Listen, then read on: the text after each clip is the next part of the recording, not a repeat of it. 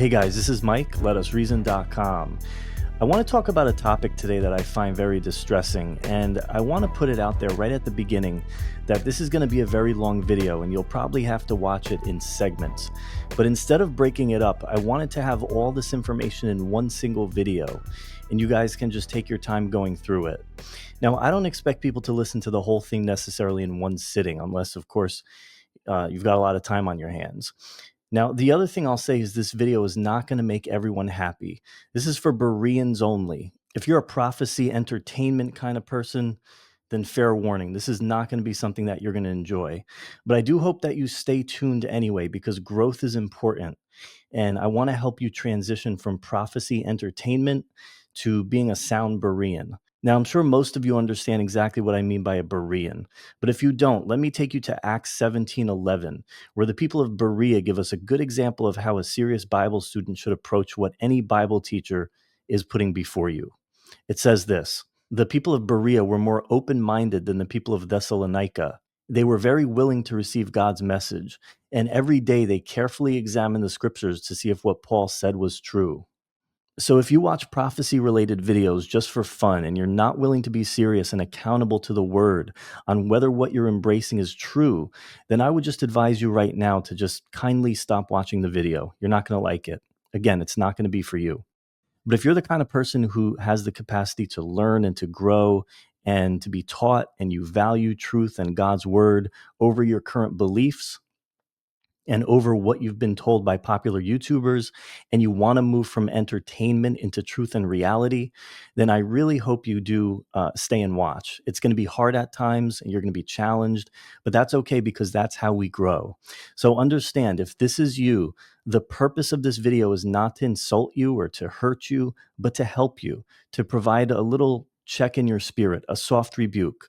It's to give you an exhortation to implement some changes into your life and the way that you approach the Bible, and reevaluate which YouTube channels and so-called prophecy teachers you allow to influence you. So with that said, let's get going here. It's going to be a long one. Now, the first thing that I want to say is that when it comes to the rapture, I'm as pre-trib as it gets. I'm a premillennial, pre-trib, dispensational believer through and through. You guys that follow my channel, you already know that. But I firmly believe that we have to protect the truth, and we have to call out the deviant inventions of man, even when they come from people who are within our own same belief system. In fact, that's how we preserve truth, and we prevent it from being overtaken and changed and modified and mutated into something that eventually becomes mostly false, with just a thread of truth still remaining. That's what I'm going to try to do today, because unfortunately, the perpetual stain on the pre-trib camp is the sensationalistic obsession with date setting, or trying to predict the timing of the rapture or the end times. Now, actually, this seems to also be associated with Christian cults like the Jehovah's Witnesses, the Seventh-day Adventists, and others. Really, all of them have in common this strange fixation with trying to determine when the end times will happen. Now, of course, pre-trib believers who do this specifically focus on the date, whether general or specific, of the rapture, while other groups, like some of the ones I mentioned, they may not be focusing specifically on the rapture aspect, but just the return of Christ in general. But when it comes to the rapture, I don't think people of any other rapture view, mid-trib, post-trib, anything else, have this odd preoccupation with predictions. Certainly not to the level of so many people in the pre-trib camp. And I think it's for obvious reasons, at least partially. They believe that other prophetic events have to occur first before we can expect the rapture to happen. So predicting the rapture for them wouldn't really be as natural to them, since they believe other things have to happen first. You know, for example, if you're a post-tribulationalist, you have to see the Antichrist before you can then expect the rapture. But for pre-trib believers, we're distinctive in our view that the rapture is the next thing on the prophetic calendar. It's this concept of imminence, this idea that nothing else has to happen in order for us to expect the rapture, the idea that the rapture has no preconditions, no prerequisites from our current standpoint in time. There's nothing to say that the rapture couldn't happen in the next 5 minutes or 5 seconds. It's an absolutely any moment possibility. It can occur at any time. It doesn't hinge on other events that we're still waiting for. That's what the English word imminence means. And this was the teaching of Jesus and the first century church, the apostles, who were the authors of the New Testament, obviously. And that was always the traditional understanding of a pre-trib believer. You simply understand rapture imminence based on the normative English definition of the actual word imminence. It's not too complicated. But I want you to notice something that's been happening among popular pre-trib teachers, especially on YouTube. There's a departure from this normal understanding instead towards signs and sensationalism. Now, I spoke about it recently, one specific aspect of this in a recent video, how these people are actually trying to gaslight you by lying to your face and redefining the word itself, changing the definition of imminence.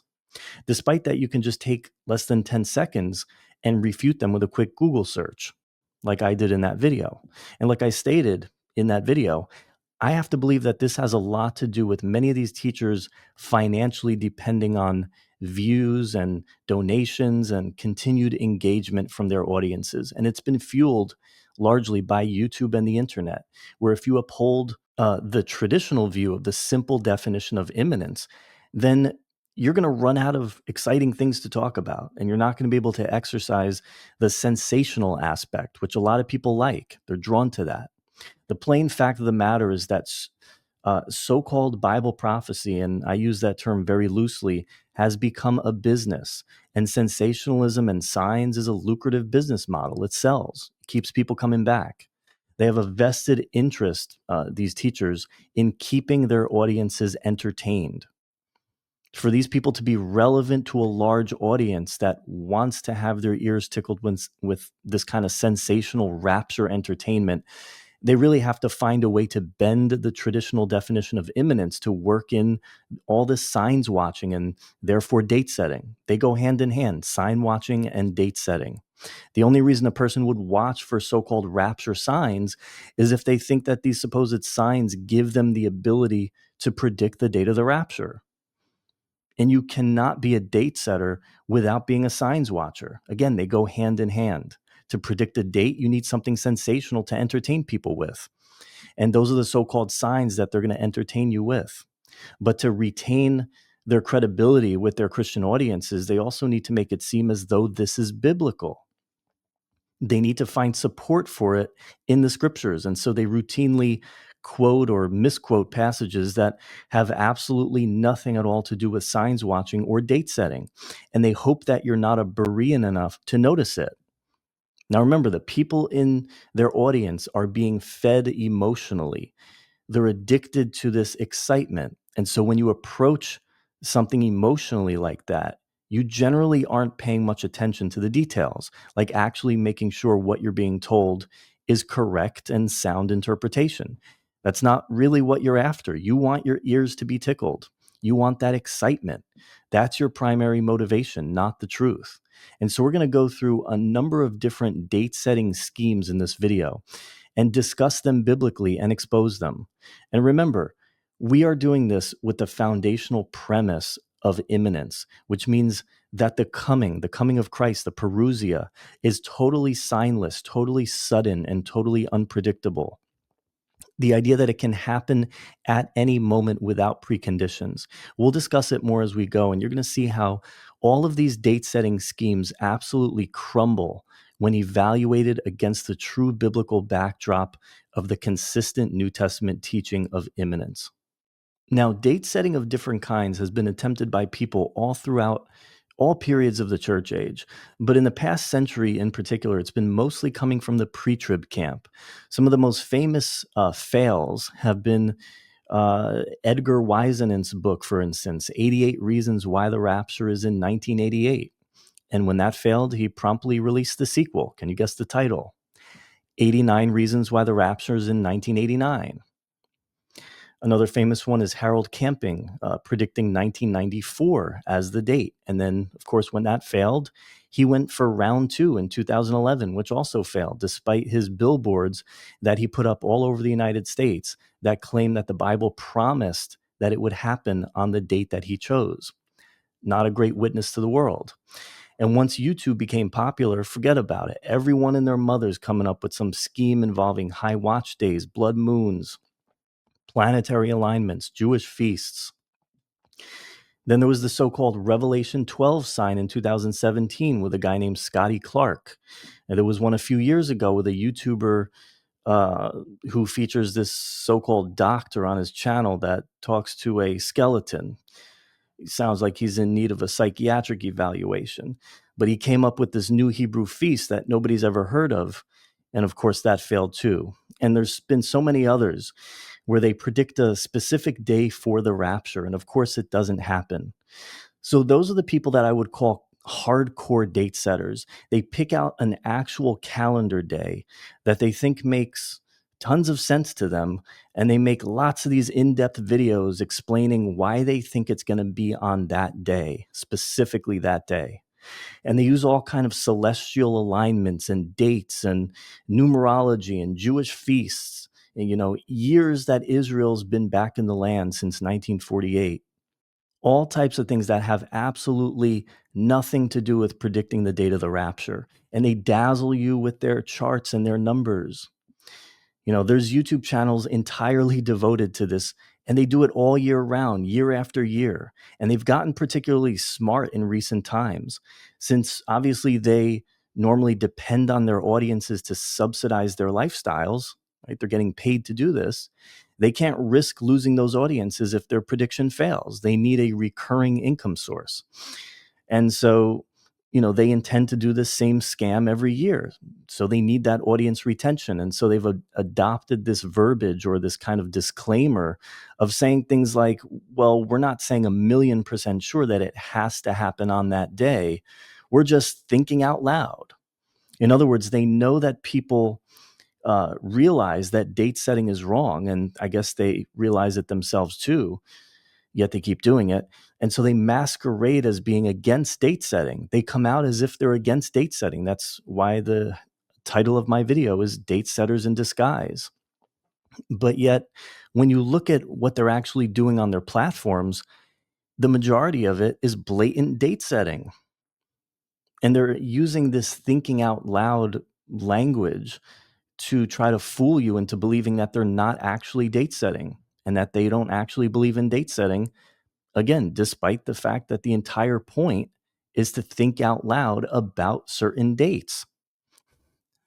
And they continually take Bible passages out of context to try to convince their audiences that scripture actually wants us to be doing this kind of thing, that God is somehow pleased by people thinking the rapture is predictable if you just search the Bible hard enough, that there's some benefit in doing this. It's like the old saying that if you torture the data enough, it'll confess to anything. That's basically their approach to the Bible, and it's why I say they're dangerous and you shouldn't follow them. And so those are what I would categorize as the hardcore date setters. And since a picture is worth 1,000 words, I actually made a chart to display this. Now, this isn't an exact science, but this is my attempt at representing what I'm calling the taxonomy of date setters in a visual way. So the extreme left side of the scale are the hardcore date setters who actually pick out certain calendar days that they focus on and they hype up until, of course, it doesn't happen. And then they rinse and repeat once the following year comes around. And you can recognize this breed of date setter by certain other characteristics as well, beyond just what I've already said. They'll often publish videos at the beginning of each calendar year saying something like, could this be the year? Or could the rapture happen in 2025? Look, guys, I can save you all some time. The answer is yes. The rapture can happen at any time in any year in the church age. And not because of anything these people put in their videos, not because of any so-called high watch days or date alignments or celestial phenomena or anything related to Israel since 1948 or rapture windows or anything else. The reason the rapture can happen not only this year, but in any year, and in fact, at any moment, is because of the biblical teaching we call imminence. It can happen at any time without warning, without these so-called signs, without there being even one single blood moon, without reference to anything that's happening in Israel. The Bible does not make any of these connections. Jesus never hinged the rapture on any of these things. He simply taught that it could happen at any moment so that we should perpetually watch for him, meaning to be spiritually prepared, period.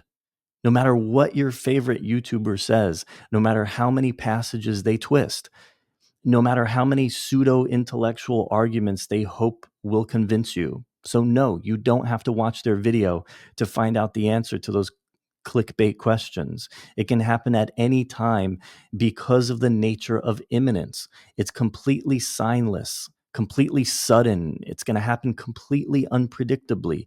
It happens without warning. All of that contradicts signs. That's the definition of imminence. Imminence does not allow for signs by definition. That's the consistent biblical teaching, and that's why people have always applied this English word imminence to speak about the rapture, because we recognize that's what the Bible teaches. And anyone who tells you anything other than that can be included somewhere on this date-setting chart. And so, as we continue, think about your favorite prophecy YouTubers and make a mental note of which category you think they fall into. Now, hopefully, they don't fall into any of these, but I guarantee you that many of you are regularly watching people who do. And after today, you're going to be able to recognize them for what they are and what category they fall into. Now, we're going to discuss this in great detail today so that this is absolutely clear. In fact, I'm going to use this chart as a guide for today's video. We're going to talk about all of this and much more.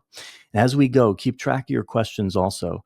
And if I didn't address them by the end of the video, then put them in the comments section, and I'll definitely take the time to give you a response. So continuing on, talking about the hardcore date setters, we already mentioned these things briefly, but I want to spend some more time on it so it really starts to jump off the page at you. And so you can really digest it and easily identify these people when you come across these kinds of channels and videos and books. Now, one unmistakable trait of a hardcore date setter is the mention of an unbiblical concept called a high watch day.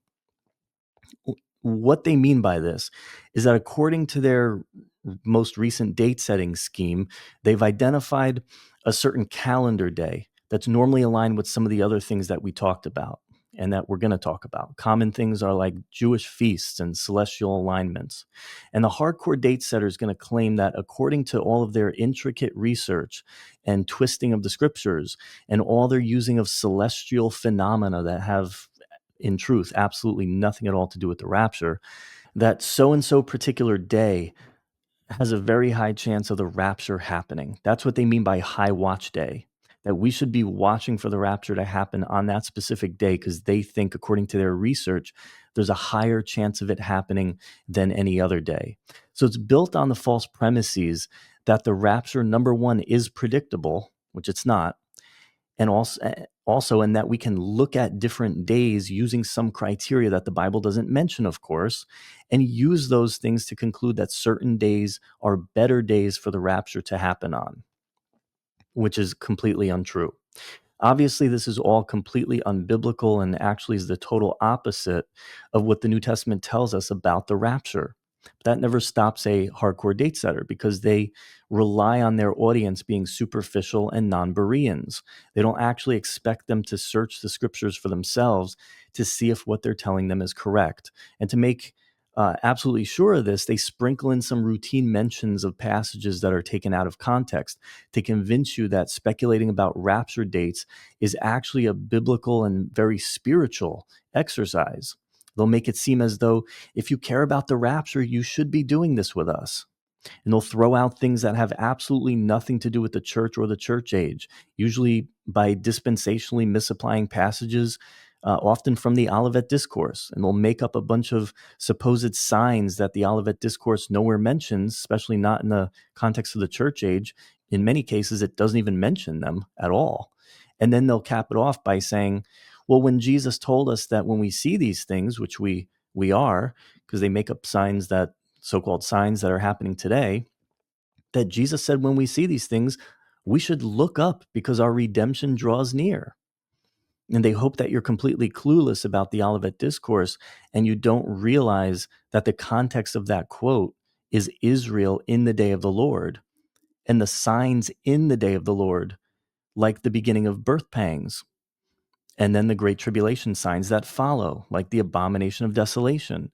And they absolutely rely on you not knowing that the so-called redemption that they quote there has absolutely nothing at all to do with the church or the rapture, but instead the context is the end of the tribulation, when Jesus comes back to save the remnant of Israel and to establish his kingdom. Or I'll be charitable and say that maybe they just themselves are unaware of the true context there and they're innocently teaching this. Maybe they heard it from somebody else and they never actually did research on those passages. But I doubt it. I tend to doubt it. I actually think that a large number of these people are purposefully deceptive and untrustworthy. Just my opinion. You have to come to your own conclusion. And so they would have you to believe that Jesus wants us to try to calculate the rapture's date and to mark these so-called high watch days on our calendars, where we use our detective skills to try to identify when the Lord should come back. Guys, I'm going to be blunt. If you're watching people who do this, you need to unsubscribe immediately and start actually systematically and carefully studying the scriptures for yourself. And when you do that, it'll be amazing what you're going to learn. Consult some good study tools, consult solid scholarship, some good commentaries by reputable people. Let yourself relearn these things. You're going to find that the Bible actually says the opposite, the complete and total opposite of what you've been told maybe for years.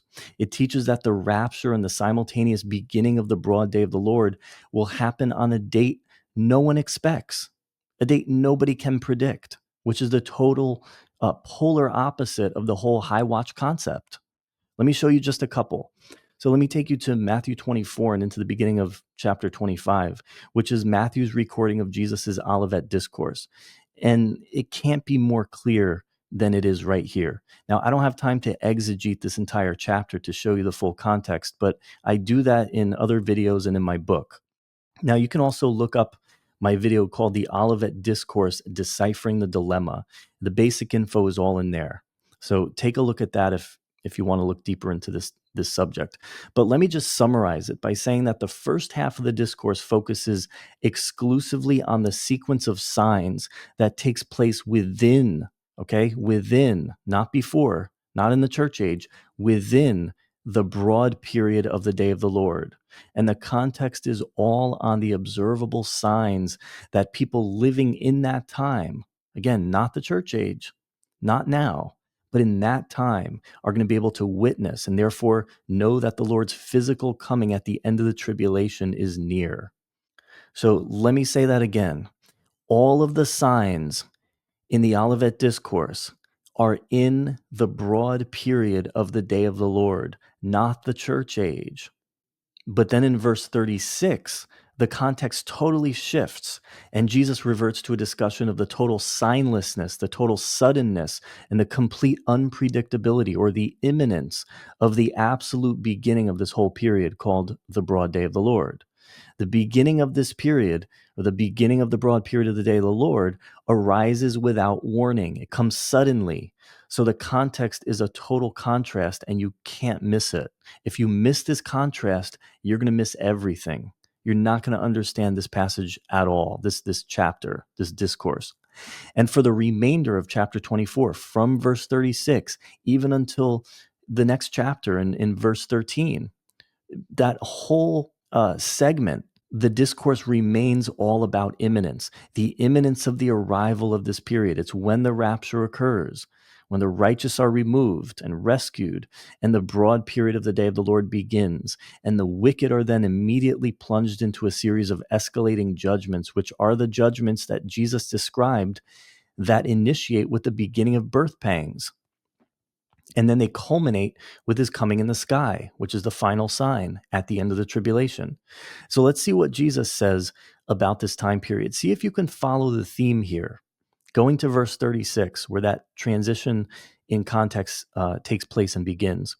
It says, "But of that day and hour knoweth no man, no, not the angels of heaven, but my Father only." So let me stop here real quick. So it's not just the wicked who won't know. It's something that no man can know. That's a basic characteristic of it. In fact, even the angels don't know. In fact, even the Son in his humanity couldn't know. Now, the question that you really should be asking is then, so you mean it's not something that we can predict and have any level of certainty about? So much so that we could publish 10 videos saying all the reasons that we're absolutely almost positive it's going to happen on a specific calendar date that we identified? No, because the whole point is that nobody even can know. That's a basic feature of it. If the Son and the angels don't know, then I promise you that your favorite Rapture YouTuber doesn't know. And even if you think the Son knows now, in other words, he didn't know then, but now that he's in heaven, now he knows. Well, okay, but he's in heaven with the Father, and the Father could have told him. Now, is your favorite YouTuber in heaven having conversations with the Father, sitting at the right hand of power? I don't think so. And no, he didn't tell you the date in a rapture dream. I hate to break it to you. And so the point is clear. Nobody knows or can know. All right, so let's continue on here. Dropping down to verse 42, it then says, "Watch therefore, for ye know not what hour your Lord doth come." Oh, so we don't know when the Lord is coming. So what's the answer? Well, the answer is to keep watching for him himself, not for some signs. We're to watch for him himself. That's always the instruction, because he then uses the example of the thief, in which the entire point is that a thief provides no signs, and therefore the homeowner has to perpetually watch for the thief himself. There's no signs of a thief. The entire premise of the analogy is signlessness, imminence. The idea that the thief, by very nature, does not herald his coming with any signs. That's the point. You just have to watch for him himself perpetually on an ongoing basis. Again, that's the point of the comparison. We have to watch for Jesus himself perpetually because he's coming like a thief without warning, without signs, without any predictability whatsoever. This is painfully obvious, guys. Okay, so there are no signs to watch for. And he tells us explicitly that we can't know the timing. It's all throughout here. He says it over and over and over and over again. You get tired of hearing it almost. And so therefore we can't use so-called signs to identify a timing. So it's a big no to the high watch days. But it then continues in verse 44, which says, if you haven't gotten this so far, it's going to make it absolutely crystal clear. It says, "Therefore be ye also ready, for in such an hour as ye think not, the Son of Man cometh." Okay, so we need to be perpetually watching, meaning be ready or be spiritually prepared. In other words, be saved. And we don't need to, we need to do this because he's going to come at a time that we don't think. Okay, we need to be perpetually ready because he's going to come at a time that we don't think he is. Now, doesn't that sound like the exact opposite of what the hardcore date setters are telling us? Doesn't that sound like the direct opposite of a so-called high watch day? Guys, a high watch day is a day that you're convinced it will happen on. But Jesus's point here is to tell you that he's coming at a time that you don't think, the direct opposite. And again, he's not speaking to only the unrighteous here. Specifically, it's the opposite. He's speaking to his righteous followers. Nobody, whether righteous or unrighteous, can know the time. In fact, as he said right here in verse 44, it affirmatively promises that we won't know it. It's not even that we might not, or that we have to work hard to find out. It's a promise we won't know it. Again, it's the opposite of a high watch day where you think the whole point, the whole premise is that you think it's going to happen on that day, so we need to watch extra on that day. It's laughable, guys.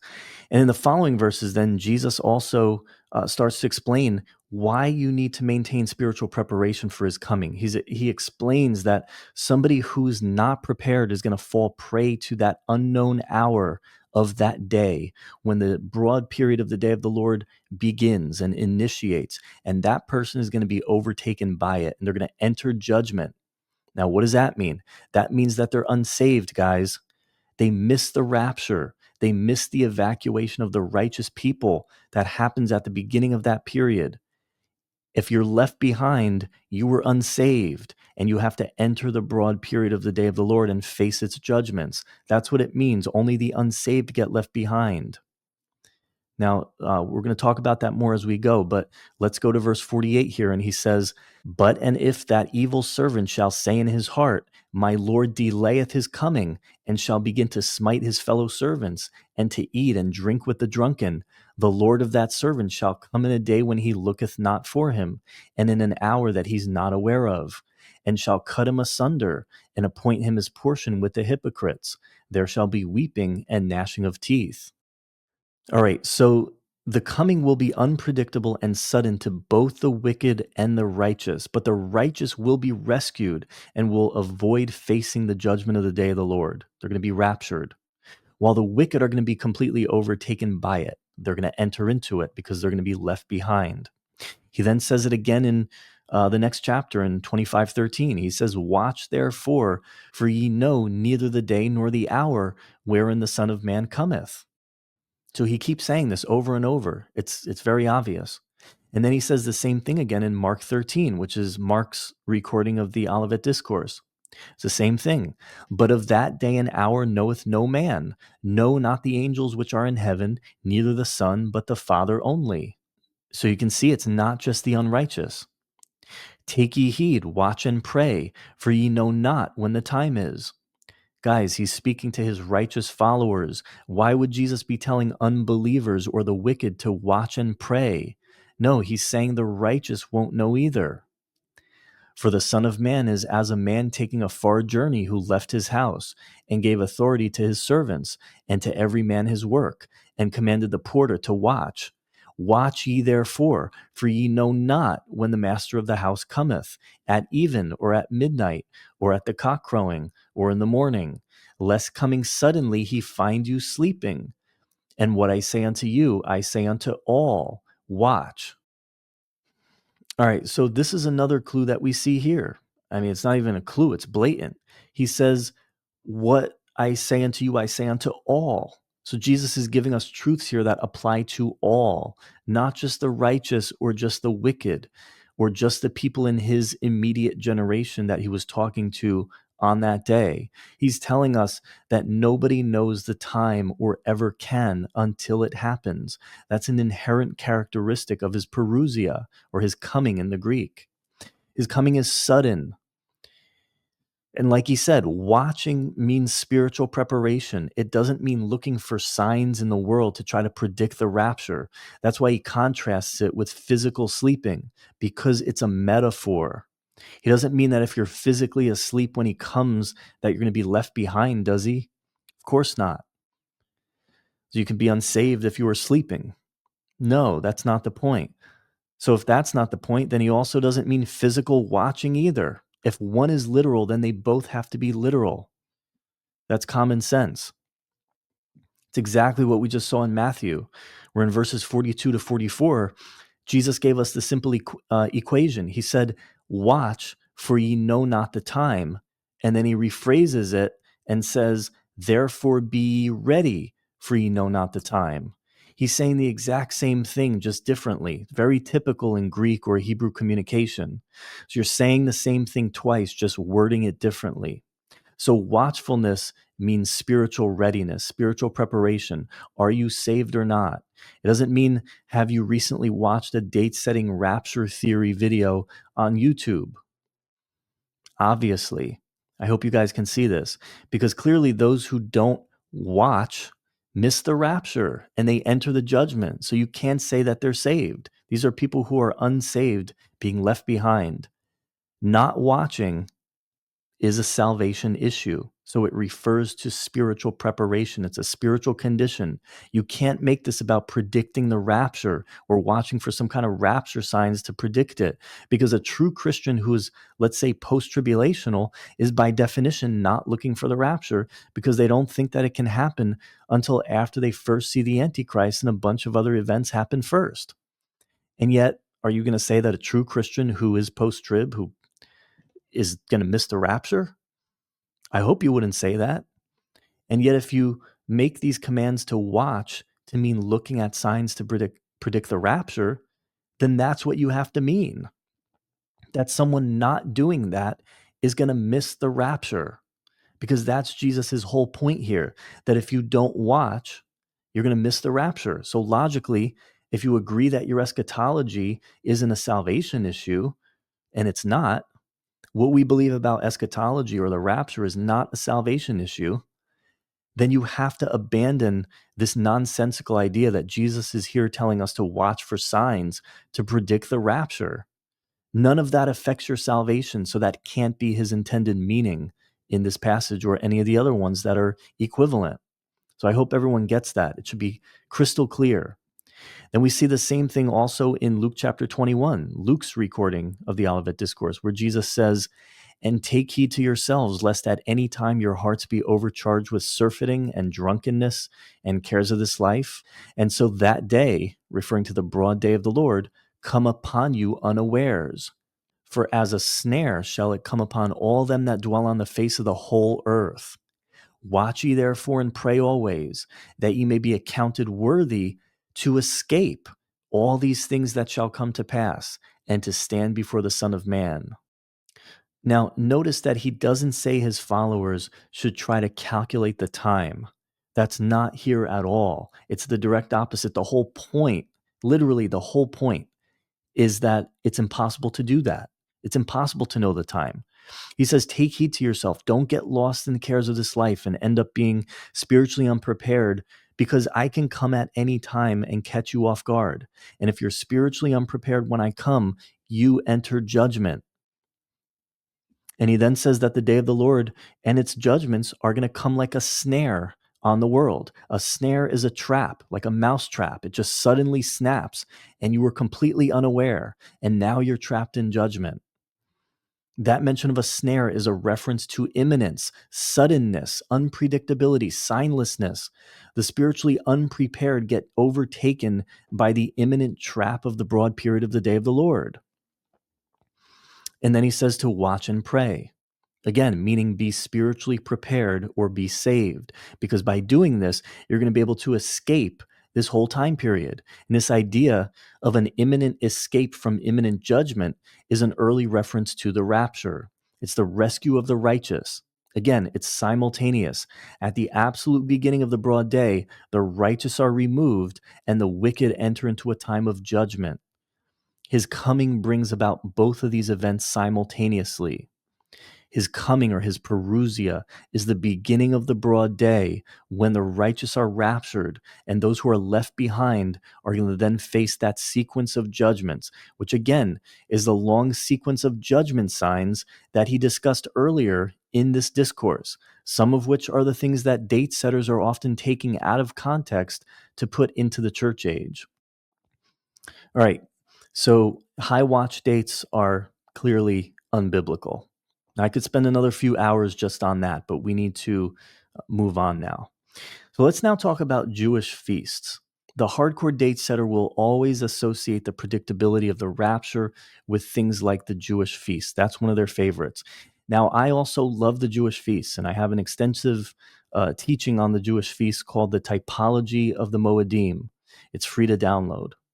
Now, I'm calling them the Jewish feasts, but that's maybe a misnomer, as we'll talk about shortly. But I write extensively on this. I love this subject. And my study, Typology of the Moedim, it's free to download on my website. And if you read it, it demonstrates that, yes, the spring feasts are related to specific events of Christ's first coming. And then, yes, the fall feasts very clearly relate to the prophetic end time events of his second coming. Some may even be fulfilled on the exact calendar days that the corresponding feast takes place on, which is exactly what happened with all the spring feasts. They were each fulfilled on the exact day of the event that they foreshadowed. That's biblical. It's not even arguable or debatable. It's a fact. It's provable. And so it's logical to then assume the same for the fall feasts. And this is the basis for people trying to pin the rapture on certain Jewish feast days in the fall feasts, and therefore make them predictable and calling them also high watch days. Now, I don't want to focus too much on this particular aspect in this video. I'm going to eventually make a separate one just on this. But like I said, people think that the rapture then can be predicted by one of the feasts. And each year, whether either Pentecost, which is not a fall feast but a spring feast, or the Feast of Trumpets come around, the Feast of Trumpets is the first of the fall feasts. When these things come around, people always start coming up with different schemes to try to predict the rapture on those days and make them high watch days. But again, this negates imminence, and it negates everything that Jesus and Paul taught us about the rapture, which is to expect it at any time. Yes, Paul mentioned the last trump, because people bring this up all the time in relation to the rapture, which does relate to the Feast of Trumpets. It does. You can check the Jewish sources on this. I have two of them sitting right here on my bookshelf. But it doesn't mean that the rapture has to occur on a Feast of Trumpets. The Feast of Trumpets was known as one of the most mysterious feasts because it could occur on either of 2 days, depending on the sighting of the new moon. And so it actually then started to be celebrated as a 2-day feast. So that feature alone communicates unpredictability, and there's much more about this. And so I think that the whole point isn't that the rapture has to take place on that day, but that it's a typological remembrance or a way of typologically conveying to us that it can happen on any day. The rapture has an uncertain timing, just like the Feast of Trumpets. How else would you represent a day like the rapture on a festival calendar? A day that by definition has no definite day and can't be anticipated. It's unlike all the others. Well, you'd have to represent it as a day whose onset is uncertain, just like this. It's a perfect representation. It's referred to as the unknown day or the hidden day. So I do think trumpets represents not only the rapture, though, it represents the rapture and the simultaneous beginning of the broad period of the day of the Lord, because they happen on the same time. And if you look into the details of this, you'll see that. And so I do think trumpets represents the rapture and simultaneously the beginning of the broad day of the Lord. Both of those things are built into everything surrounding this holiday. So yes, absolutely. And I'm pretty certain I can show you enough evidence to convince you of it. Maybe another video. I'd probably need a couple of videos. But I don't think it has to take place on the actual feast day of trumpets on the calendar. You can't have imminence and plan for a specific holiday, even if it's a 2-day holiday. That 2-day aspect is a feature that's meant to represent unpredictability to us. It's not one that's meant to say it has to take place here. That isn't the biblical teaching. It can happen at any time. That's explicit. Everything about the feast that we're looking at, we think the fall feast can happen on the exact days. Well, yeah, that makes sense because the spring feast did. So it's a reasonable assumption, but it's an assumption. And it's especially an assumption with the rapture, when the whole point is it's conveying to you unknowability, right? It's unpredictable. Now, some people believe that none of the feasts have anything to do with the church at all, which I would not agree with. Clearly, Pentecost, by definition, is the birth of the church. That was the fulfillment of Pentecost, the birth of the church. And the feasts also, I'll say this, I alluded to it before, were not just related to Israel. God specifically calls them his feasts, not Israel's feasts, because they were not intended to just represent things that are relevant to Israel. They were intended to act as dress rehearsals for his appointed times or for the key events in his overall plan for humanity. His crucifixion wasn't just for Israel, but that fulfilled a feast day. Neither was his burial, but that fulfilled a feast day. Neither was his resurrection. That fulfilled a feast day. Neither was Pentecost. Neither is the rapture or the others. So yes, the nation of Israel obviously figures prominently in them because they figure prominently in the overall plan of God for the world. And yes, Israel received the oracles of God, and a lot of it pertains specifically to Israel. But God's appointed times transcend Israel, and they instead relate to his overall plan for the redemption of humanity. It was given to Israel because Israel was given the oracles of God, which would come to all humanity, just like the feasts. The feasts were given to Israel to get them to look forward, to foreshadow these eventualities, these fulfillments, which would not just be for Israel, they would be for everyone. So to make it about Israel is to really totally miss the whole point of the old covenant, which was to foreshadow something bigger that would be for all humanity, all mankind. It transcends Israel and it relates to his overall plan for the redemption of humanity.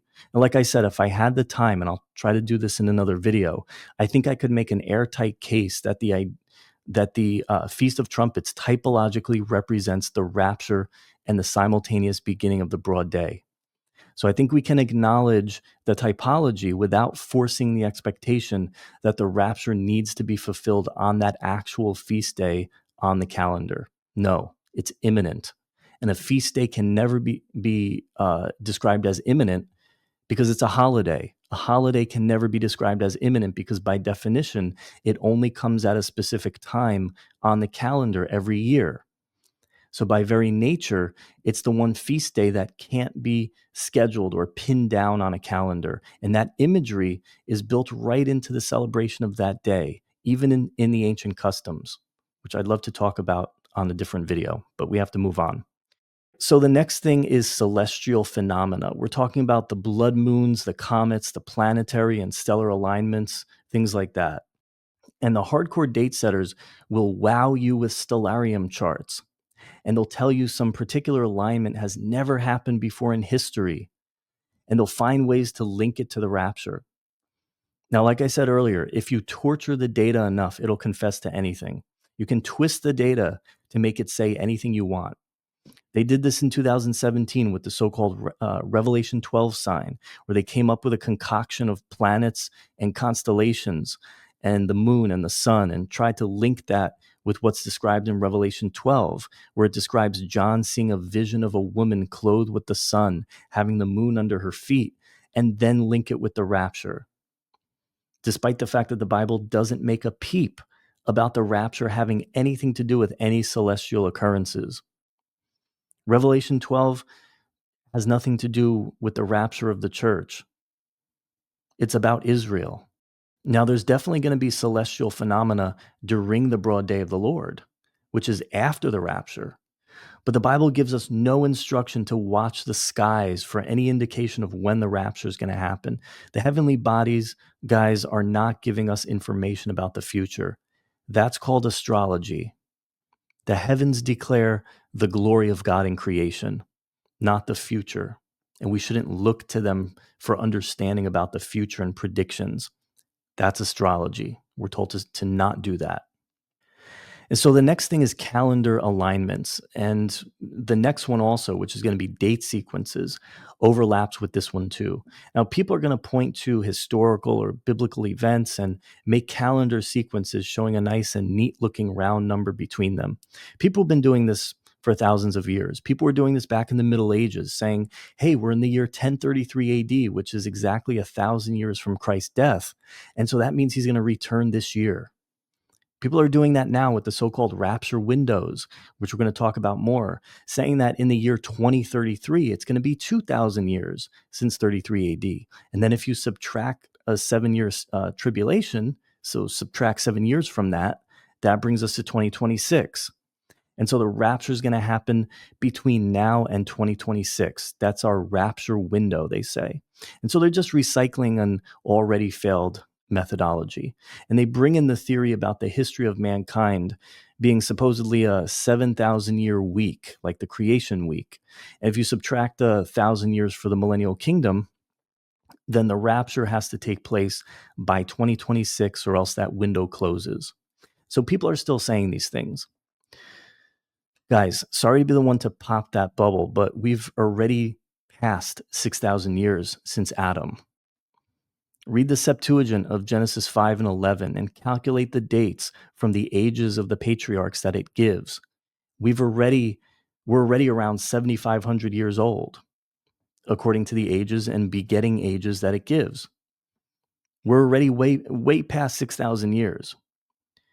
Now, guys, that was the Bible that Jesus and the apostles used.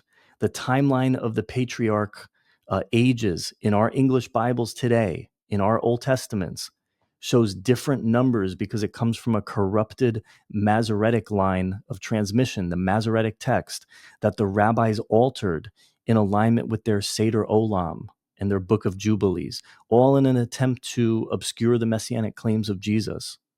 The Jews know that the Messiah had to come at a specific time, according to the Daniel 9:24-27 prophecy. And Jesus came at exactly when the Messiah was supposed to. And there's an abundance of early evidence that the Jews deliberately changed the timeline by altering the ages of the patriarchs, among other things. You can look into the work of Henry Smith from Associates for Biblical Research, and he does a incredible job on this, researching this and proving it, showing it. I really don't think it's debatable. So look into it. The Septuagint generally preserves the better numbers. That's a verifiable fact. And just FYI, I'm also planning to have a guest on, hopefully in the next several months, who did a monumental work documenting all of this. So look into it, guys. There is no 7,000 year week. Most of that, or even all of that, actually came from the rabbinical traditions post first century. Now, some Christians did adopt this view from the Jews, but they did so in error, just like some early Christians wrongfully thought that the Jewish apocryphal books were considered inspired. But all of it came from the rabbis, and the Septuagint is an early pre-Christian witness against it. It vastly predates anything that comes from the Masoretic. And so I'm sorry for shattering your rapture window if you've been taught this, but no such thing exists. It's man's invention. There is no Bible passage about a rapture window. And so even if the dating was correct, meaning even if we were nearing the 6,000 year mark, which we're not, we're well past it, like I said, but even if we were, the concept itself of a rapture window is still just inference built on more inference. That's really the operative thing here with this entire subject of date setting. It's all based on inference. It's not objectively taught in the Bible. Anyway, moving on. So we've discussed this belief by the hardcore date setters that the rapture or rapture predictability is connected with things like high watch days and Jewish feasts and celestial phenomena, calendar alignments, and date sequences. And those are the typical schemes that you're going to hear about from hardcore date setters. Now, you won't hear as much about them from softcore date setters, who are much more polished and a bit more scholarly. They know that those things aren't true, and they know that their audience knows that they're not true, and that they're based on inference and sensationalism. So they typically try to avoid using them.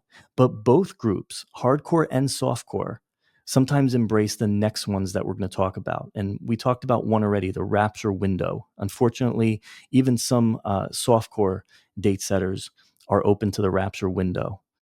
But we're going to continue to talk about it because these people also drag this next thing into it, Israel's reestablishment in 1948, which both groups often think of as being significant for predicting the rapture, or at least significant in a general sense. In the case of the softcore group, yet they also admit that it doesn't tell us how close we are, which is exactly what I would say. Think about that one for a second. So if that's the case, then it's not a rapture sign in either a direct or an indirect way. It can't be unless it offers you some level of predictability. So if you say it's a sign, if you say it's significant to tell us where we are, and then you say it doesn't offer us predictability, then it's not a sign.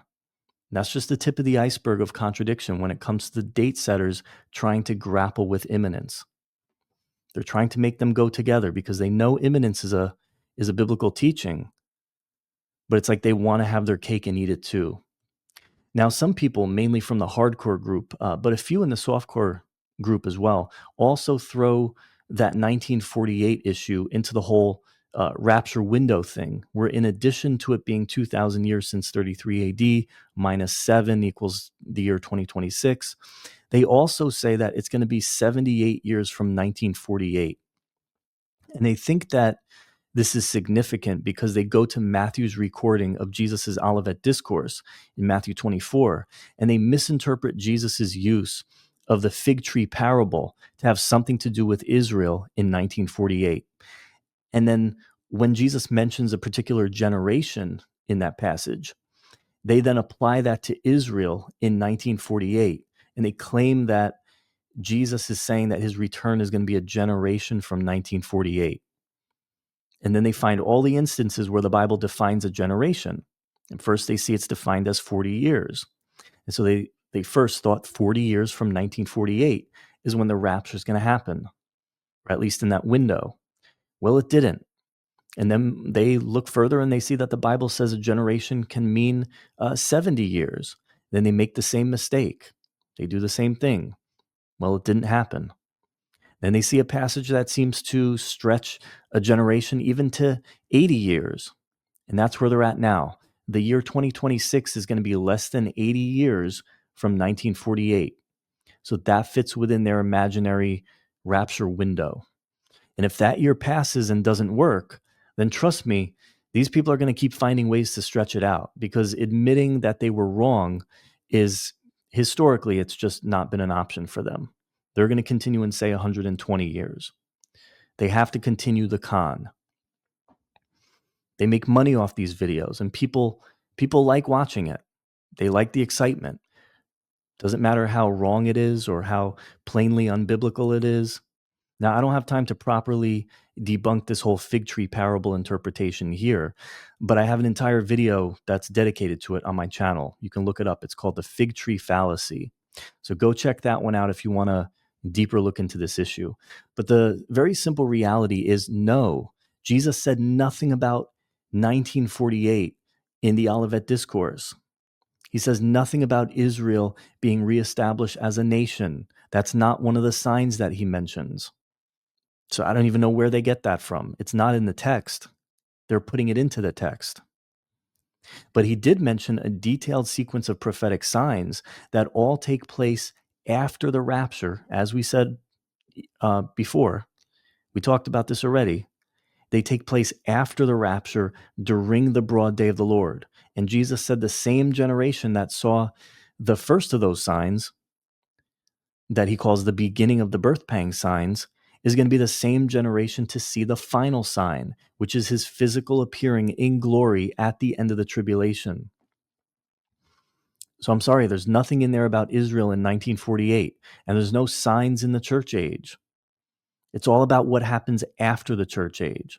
So there are no signs in Matthew 24 in the Olivet Discourse that you can apply to the church age in Matthew 24. The signs are all given to Israel during the day of the Lord. So no, Israel in 1948 has absolutely nothing to do with a rapture window, and it's completely imaginary. It's concocted by man.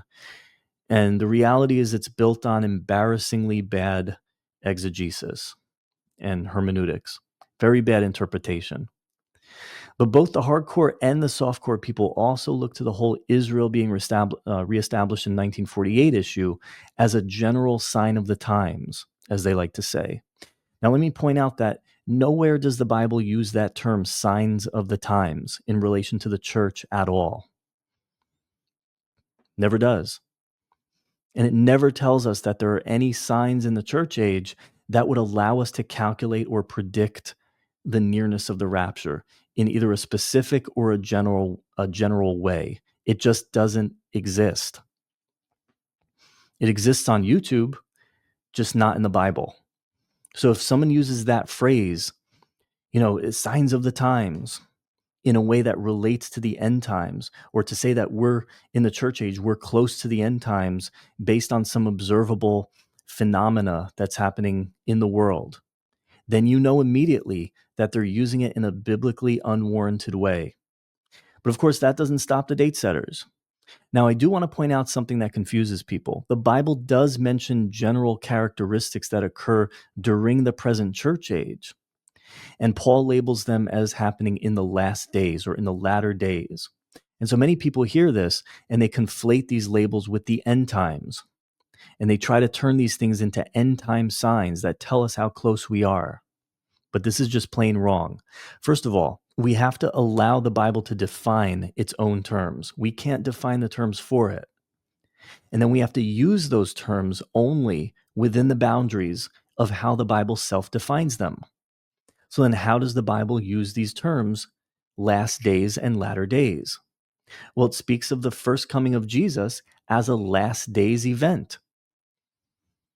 It speaks of the outpouring of the Spirit on Pentecost also as a last days event, and a handful of other things. And so the reality is that the last days have already been ongoing since the first coming of Jesus. And the passages in Paul's epistles that refer to these last days characteristics that some are confusing with being end time signs all relate to the present church age. It's all things that are supposed to happen, that we're supposed to be expecting as the church age continues. It's part of the current church age, and they don't give us any insight into how close we are to the end times. There's nothing said about the end. The end times aren't even the context, first of all. But beyond that, there's nothing even said about, oh, once we reach X, Y, or Z amount of these characteristics, or X, Y, or Z level of these characteristics, then the end times. No, that's not there. It's not even the point. It's not even the context. They don't give us any insight into how close we are to the end times. They're not intended to do that. Or the day of the Lord, the tribulation, the rapture, anything, nothing. That was never mentioned in any of these instances. Now, a classic example of this, I'll just take you to one, is First Timothy chapter 3, where Paul tells Timothy to expect these characteristics that, again, some people are calling signs in the church age. Expect them in the church age. But once again, he never connects it to the rapture or uses it as some kind of sign or precondition to predict anything or to give us insight into anything other than confirming, yes, we are in the church age. And Paul warned us that we're going to see these things. Let's go to this passage. It says, "This know also that in the last days perilous times shall come, for men shall be lovers of their own selves, covetous, boasters, proud, blasphemers, disobedient to parents, unthankful, unholy, without natural affection, truce breakers, false accusers, incontinent, fierce, despisers of those that are good." And it goes on. Now, this sounds a lot like today, doesn't it? Yes, because we're in the church age. It sounds a lot like every generation in the church age. And Paul's reference actually implies that it's going to increase as the church age continues, since he says perilous times will come in the future sense. But again, he never links it with predicting the end times. The end times is a term that we made up, that we use, and it's used to mean the day of the Lord. But the last days is a biblical phrase. The latter days, it's a biblical phrase, has a totally different meaning as the scripture self-defines. The last days, as we said, started with the coming of Christ at his first coming. So none of those things that Paul talked about are unique to our generation. It's been happening, guys, for thousands of years. So the whole church age is part of the last days. So these aren't some kind of end time signs or signs of the times if you're using it to refer to the end times. No, they're signs that we're in the church age. But getting back to Israel, date setters of both kinds also use Israel as a sign of the times to connect it with the rapture. The thought is that since Israel is back in the land, then they think God's plan for the church age is getting ready to be completed. We're nearing the end of the church age because Israel's back in the land. And so we now can expect the rapture as imminent. Well, actually, that's not necessarily the case. It's just an opinion. The Bible doesn't actually explicitly teach this, and it doesn't give us any way to predict the timing based on Israel's return to the land. We were never told to look to the return of Israel to judge when the Lord would return for the church. People are just implying a connection. Actually, it doesn't even tell us how long they're going to be in the land before the tribulation happens. People are just implying this connection. They're just implying that it puts us on a calendar. Guys, listen, the Bible does not say this. The rapture didn't become imminent in 1948. It was always imminent at all times in the church age, ever since the New Testament was written to us to tell us that it is. You wouldn't even know anything about imminence if you didn't read about it in the New Testament. So it's been imminent since the New Testament was given to us. It never once said only when Israel's back in the land, then you can expect the rapture as imminent. And so both hardcore and softcore groups have to add these asterisks to the clear teachings of the scriptures. And by doing this, they actually negate these clear teachings. Scriptural teaching is I'm coming soon, shortly, quickly. I'm at hand. I'm on the threshold. I'm already on my way. I'm coming like a thief. And just as a thief gives no signals or signs of his coming, his arrival, and so you have to watch for the thief himself, you have to watch for me because I'm coming like a thief. That's what Jesus has always said.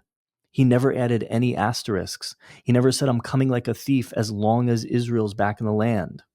According to that, Jesus' admonition right there in the Olivet Discourse couldn't be applied or heeded by any Christian until 1948, despite that the apostles all taught imminence, including John in Revelation. In fact, I personally come to the conclusion that the overall message of the entire New Testament is all about imminence. It's constant. I'm coming soon. Be ready. It's all throughout the Gospels, and it's consistently, constantly repeated in the epistles and Revelation. It's constant, guys. Read the final book, Revelation. It both begins and ends with imminence. It's all about imminence. It's the whole point. It's the overarching point. But if you listen to these date setters, none of it applied until 1948 or until some other modern day so-called signs. Guys, look, Israel being reestablished in 1948 is hugely prophetic. It's hugely significant from a prophetic standpoint. It's an absolute fulfillment of Bible prophecy. So please don't misunderstand me or misquote me on this.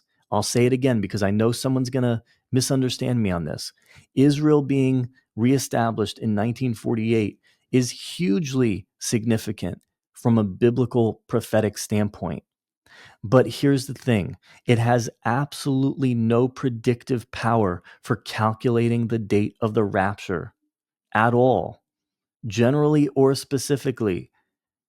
It doesn't tell us that we're now close because it didn't have to happen before the rapture. It has no significance at all with predicting the rapture or anything with the end times.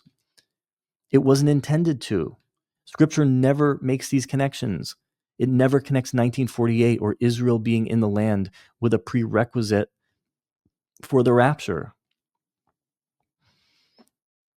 It is a prerequisite for the tribulation at some point. On some point in the tribulation, we know that they're going to be there because the Bible takes it for granted. It says that they're there. But it doesn't say that once they return to the land, it puts us on this calendar where now we only have a certain amount of time until it starts. No, it could be 100 years. Guys, Israel did not have to be in the land in order for the rapture to happen. The Bible never says this. And now that Israel is back, there's no timetable for us to predict any of these things or even believe that it's generally close. No, it doesn't tell us that it has to happen in the next 5 years or in the next 10 years or the next 50 years or the next 100 years. The Bible says absolutely nothing about how long Israel can be back before any of these things happen. They have no chronological connection at all. If they did, it would be a prerequisite for the rapture, and then all of Jesus' teaching about imminence goes out the window. Everything Paul said, where he made it abundantly clear that he himself expected the possibility of the rapture in his own day 2,000 years ago, while many Christians have believed for almost 2,000 years that message of imminence. But all of that you'd have to throw out the window, and the overall message of the New Testament can't truly be applied as relevant until 1948. Guys, please, I hope you can see how dangerous that is. It's dangerous to add to the Word of God. It's dangerous to allow your assumptions about things to become doctrine to you. The book of Revelation also closes with that exact warning. You guys all know it, not to add to the words of this prophecy. And all throughout that final chapter, it's all about imminence. Go read it. You may have missed it. He says, I'm coming soon. I'm coming quickly, like 5 times or more in that final chapter alone and all throughout the book. And it begins with that as well, imminence language. And then it says, don't add to the words of the prophecy. It includes the meaning, of course, of don't add further conditions that Jesus didn't add. That's one potential way that you can add to the words of the prophecy. You're adding these extra conditions. And in so doing, you're actually contradicting the teaching that he did give, because imminence doesn't allow for any of these additions. So don't add your additional conditions that you've made up, which Scripture nowhere teaches and which contradicts its plain and explicit teachings. It's a dangerous thing to do. Just take it at face value, accept the plain words of the Lord to us in his word. Nothing needs to be changed or added or redefined. I promise, you accepting the word at face value is not going to hurt you. It's actually very good for you.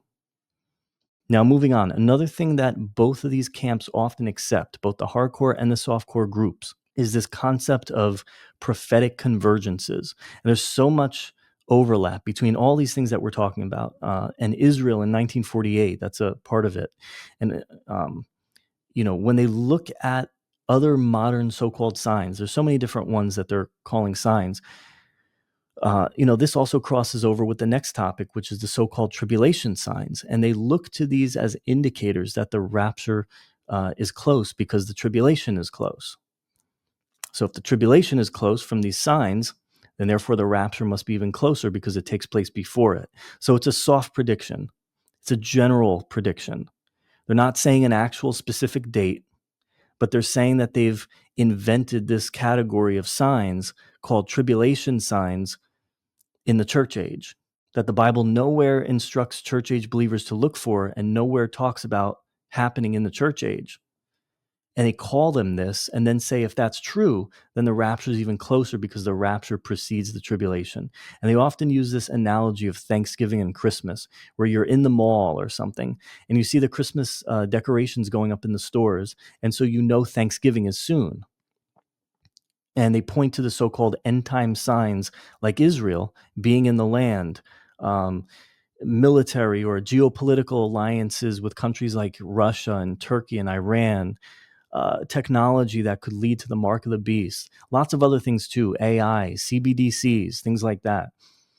But guys, there's some huge problems with this. First of all of these supposed signs are a product of their own opinion.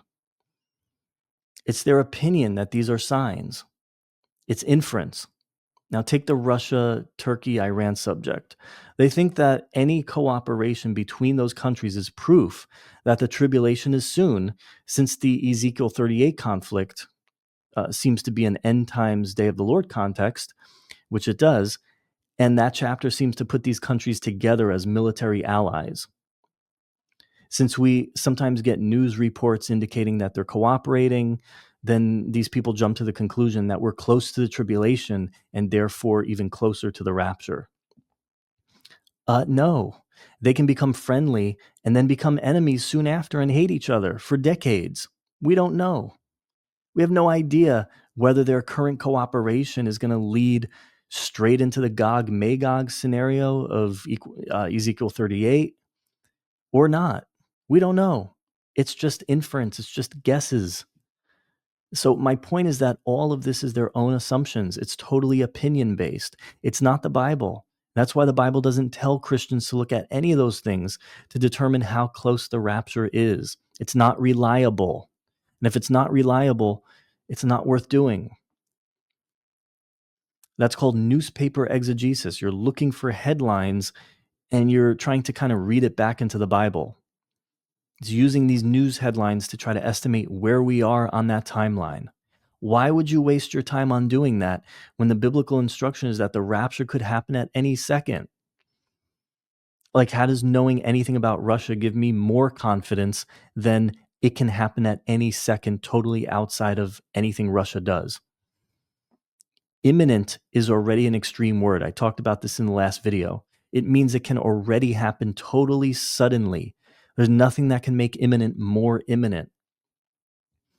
That's logically contradictory. It's like saying something can be more perfect or more impossible. Those are already extremes. They can't be more or less in terms of degree or intensity. Imminent is also another one. It's an extreme word. It's a non-gradable adjective. The overall point here is that if you're looking for any earthly phenomena to determine the date of the rapture, to try to say it's more imminent, then you're wrong and you're not following scripture and you're not understanding the basic definition of imminence. You're following YouTube influencers. Look, these so-called teachers, a lot of them guys, they're not even really teachers. They're prophecy influencers or entertainers. Oh, and just because someone's writing books, that doesn't mean that they're scholarly. I don't care if they can speak Greek, Hebrew, Latin, 10 other languages. And I say that as someone who also writes books. I'm not putting down writing books. I'm saying that your methodology is what makes you scholarly. The logic, the arguments that you use, and how consistently you interpret scripture is what makes you scholarly. Because there's a lot of people who are just entertainers out there publishing books. You guys need to make sure that you're following sound biblical teaching and completely divorce yourself from prophecy entertainment. If you're entertained by following sound biblical teaching, then great. Me too. But the problem with so much of this stuff is the entertainment aspect contradicts the truth aspect, or at least it waters it down to the point where you're no longer able to tell after some time passes which is which. So you're sacrificing truth on the altar of entertainment. We can do better than that. So that's the first problem with this whole tribulation signs, Thanksgiving, Christmas analogy. The fact that all of it is built on assumption or on inference. And it contradicts the fact that we're not even supposed to be knowing these things or doing these things. If Jesus assures us that we can't know, then looking at these signs to try to back end the rapture is not profitable. It's not scriptural. It's actually going against the clear teaching, which is that we can't know and don't know. Now, the second problem is also that it contradicts imminence because it relies on observable phenomena or earthly signs, which they then, like I kind of just said, they use this backdoor sort of approach to say that since those are tribulation signs and we have some predictability for the rapture, we know it's near. No, near is imminence language. The rapture has always been near, ever since the New Testament was written to tell us it is. Again, it's constant all throughout the New Testament. The coming of the Lord is near. The broad day of the Lord is near. It's imminent. It's at hand. It's coming soon, quickly, shortly. It's at the door, coming like a thief. They're all the same. It's a New Testament imminence language. And it's saying that ever since the Holy Spirit inspired the New Testament authors to tell us it is, then we're supposed to accept that it is. That means I don't need these so-called tribulation signs to tell me that it's near and that it's imminent. And they can't make it more imminent because that's logically contradictory. There's no such thing as more imminent. That's not how the English language works. It's not how the word imminence works. And so I don't need these so-called tribulation signs to tell me it's near. And if that's the case, then how are they signs? They're not. If they don't offer me any predictive benefit, then in what way are they signs? Guys, 2,000 years ago, Paul was 100% confident in his day that the rapture was imminent. Guess what? Based on his inspired words, I also too can have the same level of confidence today, and you can as well. And seeing Israel in the land, or seeing Russia being friendly with Iran or Turkey, seeing technological advancements doesn't make me more than 100% confident. I'm already as confident as I can be that the rapture is as imminent as it can be by the inspired words of Scripture, by the constant statements about imminence from Jesus and from Paul. The rapture was already 100% imminent prior to all these things that people are calling signs, and it can't become more imminent now that you've seen them. They're not signs in the first place, but that's not even how imminence could work, even if they were. Just like something can't become more certain if it's already 100% certain. Just like something can't become more sure if it's already 100% sure. Guys, imminence by definition means it can happen at any moment. Go back and watch the last video I put out on this topic. So seeing all of these things that people are calling signs as different phenomena, these so-called signs happening in the world, does not do anything to make it more imminent. That's not even a thing. It was already 100% imminent in the first century. That's what the word itself means. So none of these things provide any predictive benefit. And so they can't be considered signs of the rapture, even if you're using this backdoor approach to say that, no, they're tribulation signs and therefore the rapture.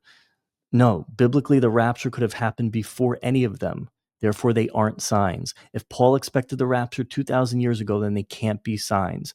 This is really easy stuff, guys, but people just refuse to accept the plain word of God without adding to it.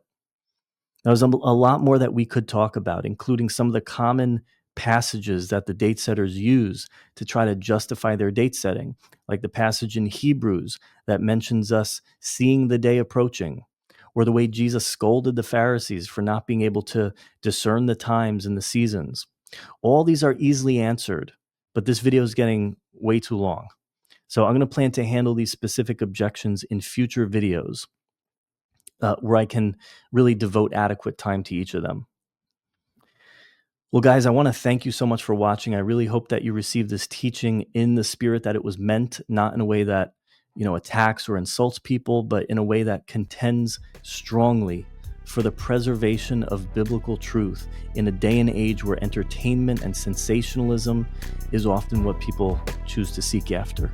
So I hope that you can accept and receive this truth and implement the needed changes in your own personal walk if this speaks to you in that way. So God bless you, and I will see you on the next video.